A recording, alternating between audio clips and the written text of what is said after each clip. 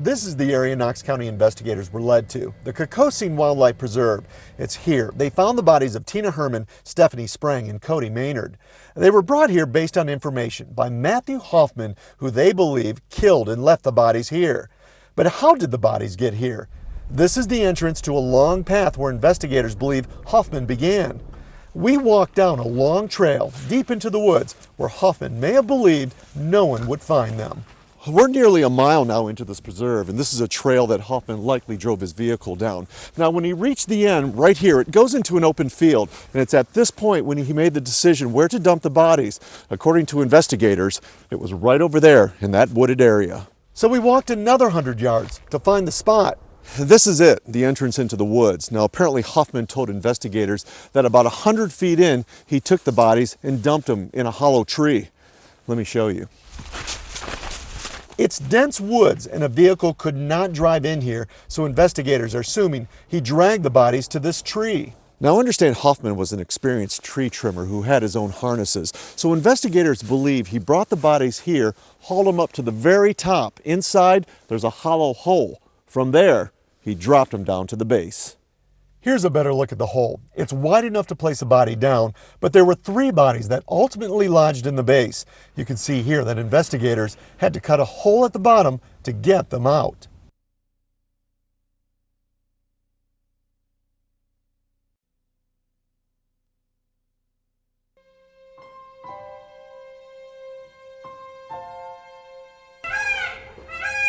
The experience here at Camp Hope today was absolutely amazing.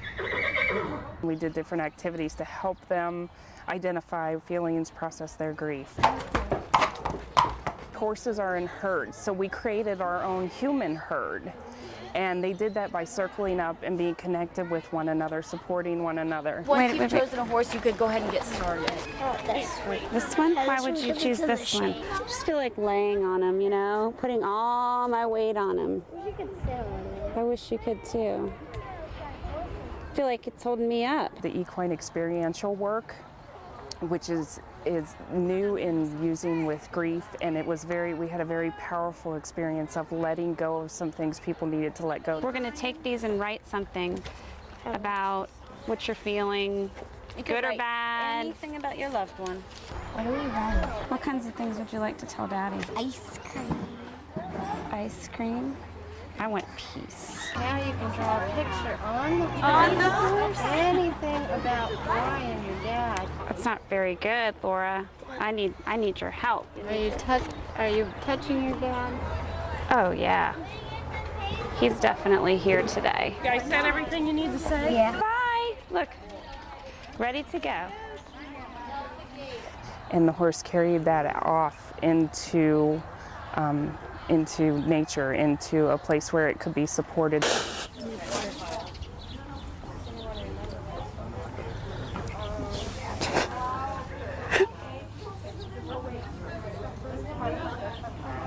Can you find your horse out there? Where to go? Way up at the top there. Yeah, with all the others that are going to take care of them. Yeah, they're going to take care of each other. They're closest to heaven up there.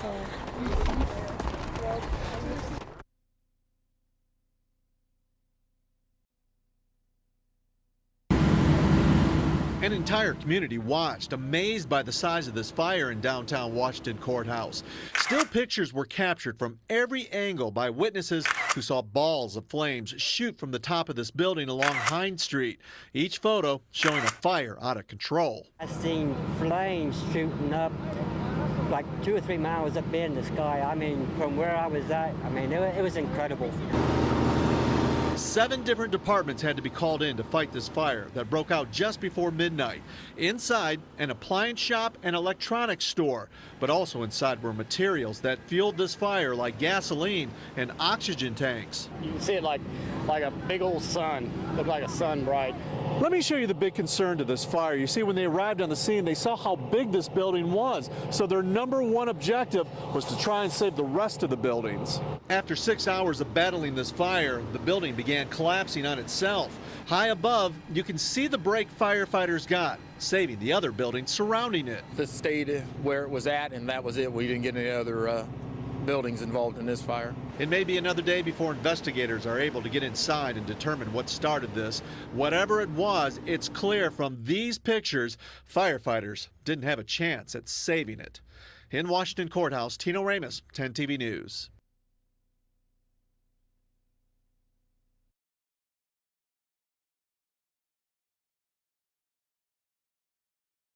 Flames can be seen miles away. And then this.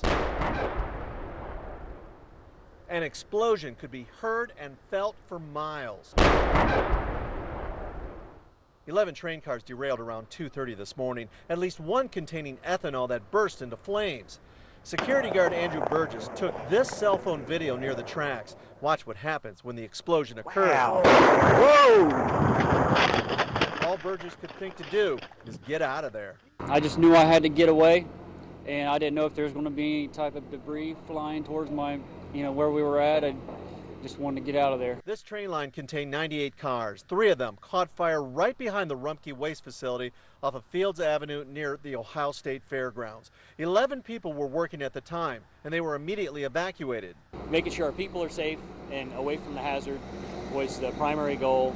We hope that the plan never has to go into motion, but it did this morning. Meantime, for the people who live nearby, it came as a big shock. And you hear this crash sound, and then all of a sudden you heard a boom, and then my daughter started hollering, "Mommy, there's a fire, there's a fire." Hazardous material crews say the materials contained on the tankers did not pose any environmental dangers, but what a mess and what a wake-up call. Those who lived all around it. The day's first rays reflect the Columbus skyline, while a window cleaning crew that bears the city's name scrambles to get the day off the ground. The first order of business is to get out of the shop and get to the glass. It's a big market out here. Everything that has a window is a potential customer. And we're not talking about standing at the base of a high-rise with a squeegee and a bucket, or even working the windows from the inside. These are what the company calls the airmen. They'll go inside the building, but only because that's how you get to the roof. This is my office. Look at this. Company President Lynn Elliott has a special appreciation for the Columbus skyline, and not just because it pays the bills. It connects me to the people that do the work, and it connects me to the community, and it connects me to the customers. So I like it out here. What she's not so crazy about are heights. The third drop right here will be great. So these guys do the windows in this family. Your D-rings that, Ted. And they're not happy until they anchor thousands of feet of half-inch nylon rope and take that leap of faith over the wall. That's the moment of truth. That's what it is. Hey, there's no turning back now. Once you're over there, you're over, bud. Hey, here we go. With their feet dangling, they sit suspended, not over the city. Welcome to high-rise window cleaning. But on it.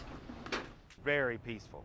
Very peaceful. This is one of the most peaceful places in Columbus to be. Peaceful for them. Most of us would be paralyzed with fear. But the reality is 911 might not be able to help if things go wrong on the wall. So workers are all trained in high-rise rescue to get themselves out of trouble. And they spend hours in weekly and monthly safety classes because attention to detail could be the difference between life and death. Unless you have done it, don't say that you can, because men get killed. Exposure to the elements is also a job hazard. Summer's heat, winter's cold, wind anytime. Because if it's too windy, there's nothing you can do. You could be lined up here. If it's windy out there, it'll blow you clear over there. So when it's Another enemy at these heights worth mentioning, which also can't be controlled. Falcons. Those falcons are up here. You got to be on alert for those falcons, I'll tell you. Because out of nowhere, they'll just come and they'll be dive bombing, Supervisor James Waddy won't get all territorial with those falcons, but this is his turf. He used to go over the wall. Now he oversees a crew of 15 men. There's Jose swinging above me. Swing back one around that corner, buddy. Jose has the most experience on the crew. He's even washed windows on the World Trade Center. Alan is the adventurous type. He sees people working in their offices, and he's glad it's not him. His mother isn't so sure, though. He says she calls twice a day from South Carolina just to make sure he's okay. It's time to go to work. Let's do it. Chad was looking for a driving job when he landed this gig 10 years ago. His college degree is now swinging in the wind. Over the years, the Columbus Window Cleaning Company has hired rock climbers and paratroopers and people who quit on the first day. They just weren't ready for life over the edge. Until you're roped off for safety and have spent considerable time at the top of Columbus, you really can't get a true perspective of how impressive our skyline is and what an enormous job it is, giving all of downtown a better view of the world. Is it as exhilarating as it looks? It can be. I mean, it is.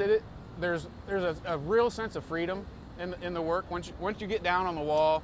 It's a job for those who like a vertical challenge, a unique trade, high on agility, kind of like a mid-air ballet holding a bucket of water. I've had people describe it as a dance. It's an art.